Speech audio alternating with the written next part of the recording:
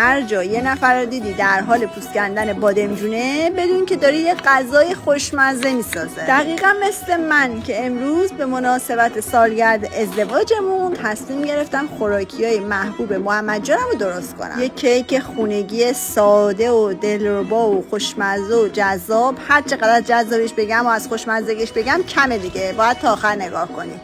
علاوه بر اون یه تهچین مرغ و بادمجون میخوام درست کنم که غذای محبوب خانواده‌مونه. تهچین شاید اسمش سخت به نظر برسه، اما به نظر من از اون غذاییه که اگه دست یه بچه 9-10 ساله هم بدی میتونه قشنگ درستش کنه. برای مواد میانی پیاز رو تفت دادم، فیله مرغ هم تفت دادم، بادمجونا هم تفت دادم گذاشتم کنار. داخل پیاز و فیله مرغ زرشک فراوون و ادویجات رو ریختم.